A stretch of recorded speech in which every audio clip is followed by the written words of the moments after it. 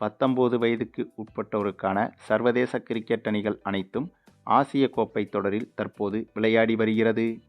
நம்முடைய இந்திய சீனியர் அணி சவுத் ஆப்பிரிக்காவுக்கு எதிரான டெஸ்ட் மற்றும் ஒருநாள் தொடர், அதனைத் தொடர்ந்து T20 தொடர் என விளையாடி வந்தது. அதே சமயத்தில் இந்த பக்கம் 19 வயதுக்கு உட்பட்டோருக்கான ஆசிய கோப்பை தொடரும் நடந்து வந்தது. அப்படியாக நடைபெற்று வந்த ஆசிய கோப்பை தொடரில் மொத்தமாக 8 அணிகள் பங்கு பெற்றது.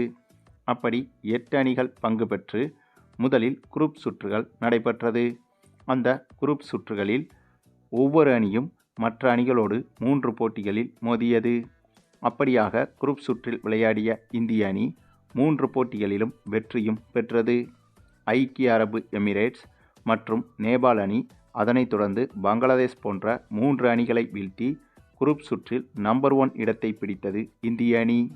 அதனைத் தொடர்ந்து நடைபெற்ற செமிஃபைனல் போட்டியில் இலங்கை அணியை வீழ்த்தி இந்திய அணி அபாரமான முறையில் வெற்றி பெற்று இறுதிப் போட்டிக்கு முன்னேறியது. அதே சமயம் மற்றொரு செமிஃபைனல் ஆட்டத்தில் பங்களாதேஷ் அணியை வீழ்த்தி பாகிஸ்தான் அணி இறுதிப் போட்டிக்கு முன்னேறி வந்தது. இந்த நிலையில்தான் இன்றைய தினம் இந்த இரு அணிகளுக்கு எதிரான இறுதிப் போட்டி தொடங்கியது. அப்படி தொடங்கிய இந்த போட்டியில் முதலில் பேட்டிங் செய்த பாகிஸ்தான் அணியை பொறுத்தவரையில் சூப்பராகவே விளையாடியிருந்தது. ஆரம்பம் முதலே அதிரடியாக விளையாடிய பாகிஸ்தான் அணி 50 ஓவர்கள் முடிவில் 342 ரன்கள் வரை எடுத்துவிட்டது. இவ்வளவு பெரிய ஸ்கோர் என்பது மிகப்பெரிய இலக்குதான். ஆகவே இந்த போட்டியில் இந்திய அணி வெற்றி பெறுவது மிகவும் கடினமாக மாறியது. ஏனென்றால் இந்த போட்டி நடைபெற்ற பிச்சில் 300 ரன்களை கடப்பது என்பது அவ்வளவு எளிதான விஷயம் கிடையாது. ஆகவே பாகிஸ்தான் அணி எப்போது 300 ரன்களை கடந்ததோ அப்போதே இந்த போட்டியில் இந்திய அணியின் தோல்வி ஏறக்குறைய உறுதியானது. அது மட்டுமில்லாமல் பாகிஸ்தான் கிரிக்கெட் அணி என்று எடுத்துக்கொண்டாலே பந்து வீச்சில் எப்போதுமே பாகிஸ்தான் அணி பலமாக இருக்கக்கூடிய அணி. கிரிக்கெட் தொடங்கிய காலத்திலிருந்தே பாகிஸ்தான் கிரிக்கெட் அணியை எடுத்துக்கொண்டால் பேட்டிங்கில் ஒரு சில காலம் சொதப்புவார்கள், ஒரு சில காலம் சிறப்பாக விளையாடுவார்கள். ஆனால் பந்துவீச்சு என்று எடுத்துக்கொண்டாலே கிரிக்கெட் தொடங்கிய காலத்திலிருந்தே பாகிஸ்தான் அணி தொடர்ச்சியாக சூப்பராக செயல்பட்டு வருகிறது. அப்படி இருக்கும்போது இந்த போட்டியில் பாகிஸ்தான் அணி 342 ரன்கள் வந்தபோது பந்துவீச்சில் இந்த இலக்கை எளிதாகவே பாகிஸ்தான் அணி கட்டுப்படுத்திவிடும். ஆகவே இந்த போட்டியில் இந்திய அணி வெற்றி பெறுவதற்கான வாய்ப்புகள் என்பது மிக மிக குறைவாகவே இருந்தது. இந்த சூழலில்தான் இந்த கடினமான இலக்கை நோக்கி களமிறங்கிய இந்திய அணியை பொறுத்தவரையில் நம்ம சூரியவன்சி இந்த போட்டியில் சூப்பரான அதிரடியை வெளிப்படுத்தினார். வெறும் 14 வயது மட்டுமே ஆகியிருக்கும் இந்த சிறுவன் இந்த போட்டியிலும் இவரது சிறப்பான அதிரடி ஆட்டத்தை வெளிப்படுத்தியிருந்தார். கடந்த வருட IPLல் இவரது ஆட்டத்தை எவராலும் மறக்க முடியாது. ராஜஸ்தான் அணிக்காக களமிறங்கி ஒட்டுமொத்த உலகத்தையுமே திரும்பி பார்க்க வைத்திருந்தார் சூரியவன்சி. அதுவும் வெறும் 13 வயதில் IPLல் அறிமுகமாகி சச்சின் டெண்டுல்கர் உள்ளிட்ட ஜாம்பவான் வீரர்களுக்கே சவால் அளிக்கும் விதமாக அதிரடியில் மிரட்டி வருகிறார் சூரியவன்சி. அதுவும் IPL தொடர் மட்டுமில்லாமல் அதற்கு பிறகு நடைபெற்ற இந்திய அண்டர்-19 தொடர்களிலும் சிறப்பாக விளையாடியிருந்தார் சூரியவன்சி. குறிப்பாக ஆஸ்திரேலியா, இங்கிலாந்து போன்ற அண்டர்-19 அணிகளுக்கு எதிராக சிறப்பாக விளையாடியிருந்தார் சூரியவன்சி. அவ்வளவு ஏன், இப்போது நடைபெற்று வந்த இந்த ஆசிய கோப்பை தொடரிலும் கூட இதற்கு முன்பு நடைபெற்ற ஒரு சில போட்டிகளில் இவரது பேட்டிங் என்பது இந்திய அணியின் வெற்றிக்கு மிக முக்கியமாக உதவியிருந்தது. ஆகவே அந்தளவுக்கு அதிர்ஷ்டத்தால் ஒரு சில போட்டிகளில் விளையாடியிருக்கிறார் என்று இவரை சொல்ல முடியாது.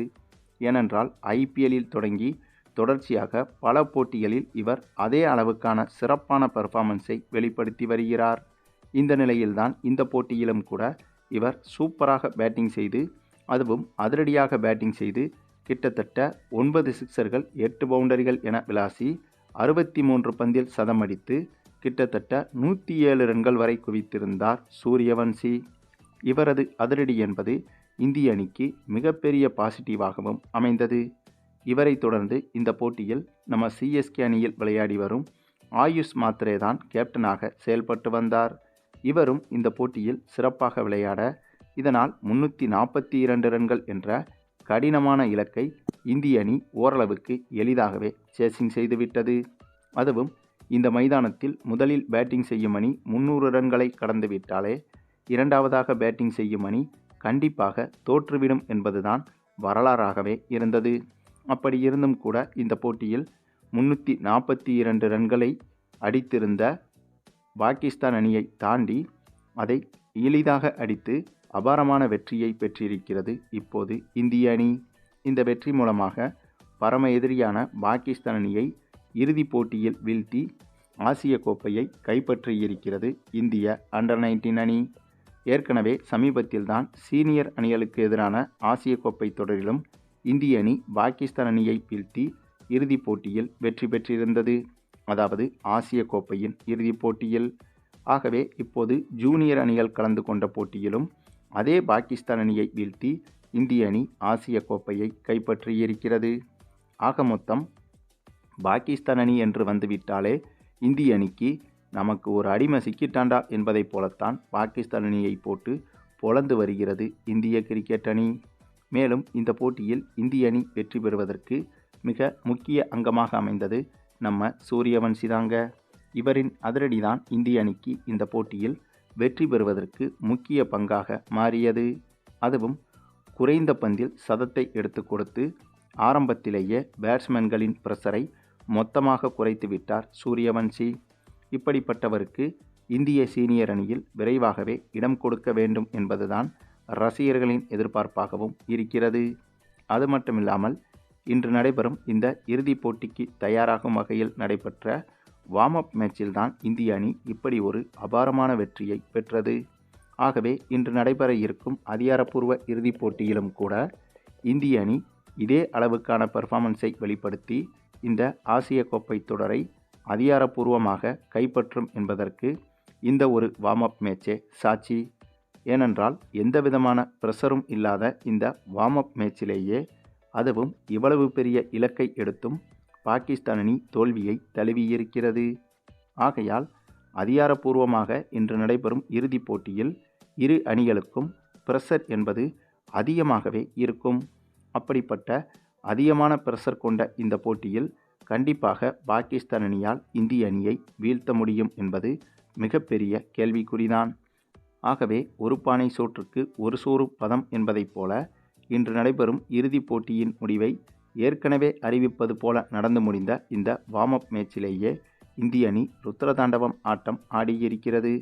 ஆகையால் கண்டிப்பாக இந்த வார்ம் அப் மேட்சில் எப்படி நடைபெற்றதோ அதே போலத்தான் இன்று நடைபெறும் அதிகாரப்பூர்வ இறுதிப் போட்டியிலும் இந்திய அணி பாகிஸ்தான் அணியை எளிதாக வீழ்த்திவிடும் என்பதில் எந்த ஒரு சந்தேகமும் கிடையாது.